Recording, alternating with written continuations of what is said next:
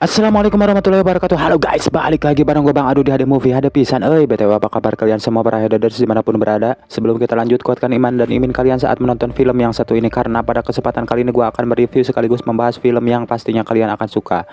Ya, film ini berjudul Kanzab 2023. Oke lah, daripada perat pet ciduh gak karuan, kita langsung aja ke pembahasannya. Dan jika kalian suka dengan channel ini seperti biasa, silahkan subrek aja biar gak ketinggalan video menarik lainnya dari HD Movie.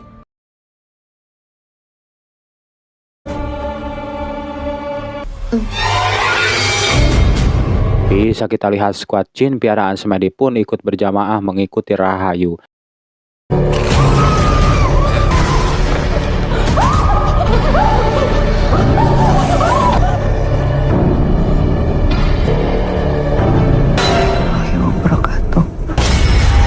Diamlah bodoh!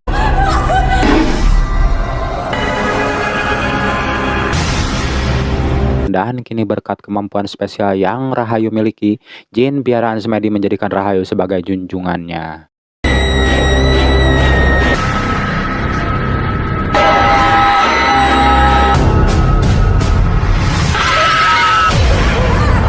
Terlihat para warga merasa sangat erah gak ketulungan, sekaligus kecewa, apalagi si Ma yang terperangah bak kesambet jin sumingkir.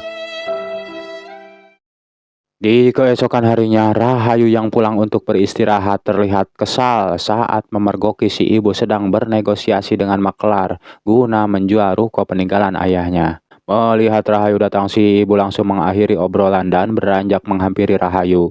Di dalam ruko, si ibu berusaha membujuk Rahayu untuk mengerti keputusan yang ia ambil. Terlebih, sebelum meninggal si ayah telah mempercayakan semuanya pada Mbah Sentot. Si ibu pun meyakini jika hal ini adalah jalan terbaik agar mereka bisa terbebas dari dunia mistis yang menguasai tempat itu.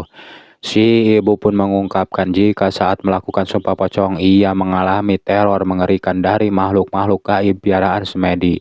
Dan pada saat itu ia melihat Rahayu disembah oleh jin-jin berjubah karung pusri. Di tengah perdebatan, Rahayu tetap menolak hingga Rahayu kembali mengeluarkan kekuatannya yang luar biasa.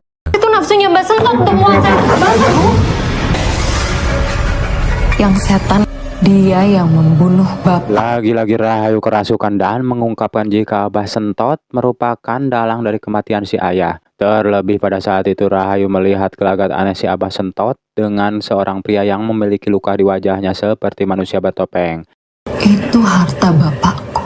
Secara keji juga harus mati.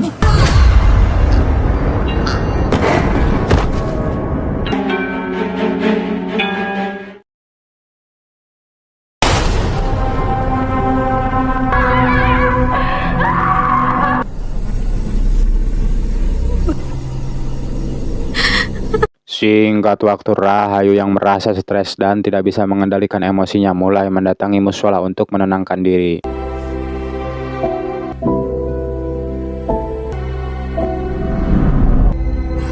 Terlihat suasana tiba-tiba berubah. Rahayu seolah dituntun untuk mendatangi tempat praktek si ayah. Hingga setibanya di loteng, Rahayu kembali mendengar suara-suara aneh yang membuatnya semakin stres. Kamu ibu pecah. Saya tahu saya.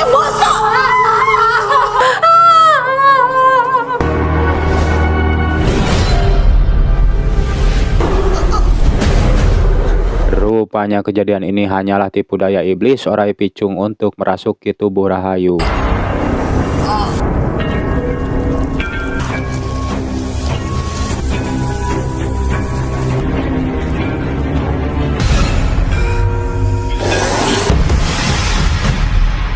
Sementara itu, Nuning yang terus melangkah sambil pelangak-pelongo ditegur Aji. Lalu tiba-tiba Nuning panik saat melihat ular di atas kasur.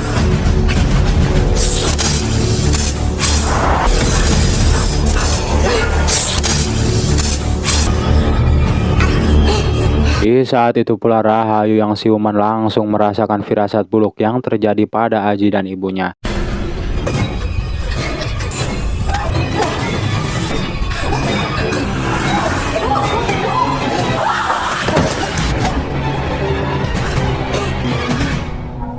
Ternyata si ibu telah dirasuki oleh iblis dan secara tidak sadar telah menghabisi Aji.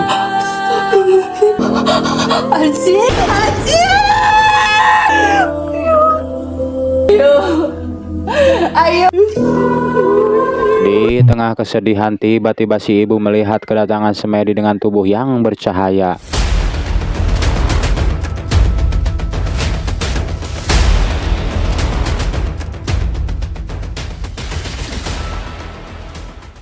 Sadar bahwa si ibu terkena tipu daya iblis, Rahayu pun berusaha bangkit untuk menyelamatkannya.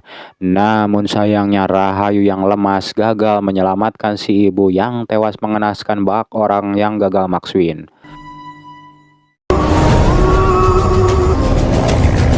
Setelah insiden tewasnya Nuning dan Aji, Abah Sentot yang merasa pengaruh Orai Picung semakin menjadi-jadi kemudian mengevakuasi Rahayu ke pesantrennya untuk diruqyah. Di malam harinya, Rahayu yang telah mendapat perawatan si emak diberitahu jika Abah Sentot itu orang kaya dan tak butuh harta dari bapaknya Rahayu. Dan desas-desus Abah Sentot yang menginginkan harta dari penjualan ruko itu sebenarnya tidak benar. Mendengar hal itu, Rahayu pun mulai menyesal karena dari kebebalannya mengakibatkan adik dan ibu tirinya menjadi korban. Untuk bisa benar-benar menyelamatkannya, Mas.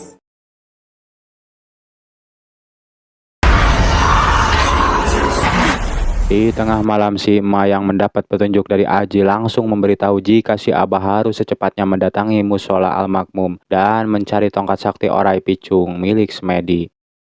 Di keesokan harinya, Abah Sentot dan beberapa muridnya langsung mendatangi musola Al-Makmum.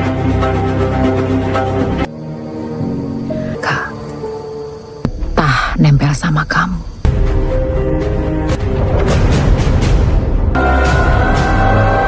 Sontak Abah Sentot pun kaget saat menemukan foto Rahayu dan tengkorak kepala Semedi yang dibungkus kain kafan. Rupanya selama ini Rahayu telah diguna-guna oleh seseorang. Lantas Abah Sentot dan para muridnya mendatangi Mbah Sarwo untuk mengambil tongkat Orai Picung. Terlihat Mbah Sarwo pun kaget saat melihat bungkusan boeh yang Abah Sentot temukan. Sudah dapat, Kek? Kembalikan! Jauhi Rahayu. Apakah si pelaku adalah Mbah Sarwo? Di malam harinya, Abah Sentot bersiap untuk melakukan ruqyah. Namun sebelum ruqyah dimulai, Rahayu yang melihat luka di pipi salah satu santri teringat dengan salah seorang manusia bertopeng yang pernah ia gigit. Di malam itu, lantas Rahayu pun kembali curiga kepada Sentot yang telah menyembunyikan sesuatu darinya. Saya tidak ikhlas.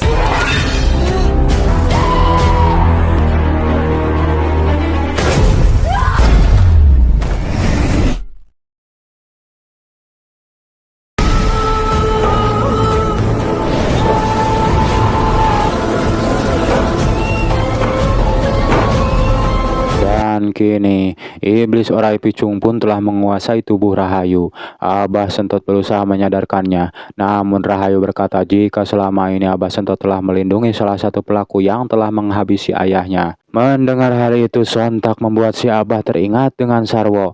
Ketika itu Sarwo yang sirik pada kesuksesan Semedi menugaskan dua adik seperguruan Semedi untuk mengambil tongkat keramat Orai Picung di rumah Semedi.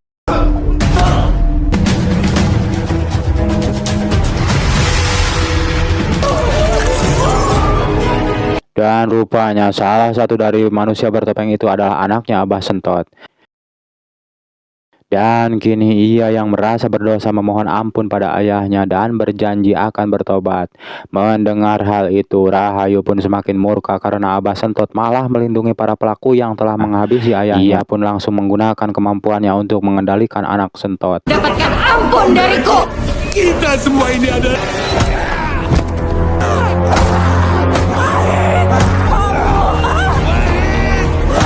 Wahid, berhenti! Malang sekali akibat didikan yang salah pada anaknya. Abah Sentot pun tewas mengenaskan setelah dirujak menggunakan tongkat Orai Picung. Di saat itu pula si emak terlihat memohon dan berusaha menyadarkan putranya yang kesetanan. Akhirnya Wahid yang menyesal pun modar setelah keselak tongkat Orai Picung yang sebenarnya letoy. Lantas tak cukup sampai di situ, Rahayu berniat untuk menghabisi si emak. Namun cukup dengan ayat kursi. Atas izin Allah, akhirnya si Ima berhasil melakukan ruqyah. La ta'khuzuhu sinatun yasfa'u indahu illa wa ma khafahum wa la yasha wasi'akur.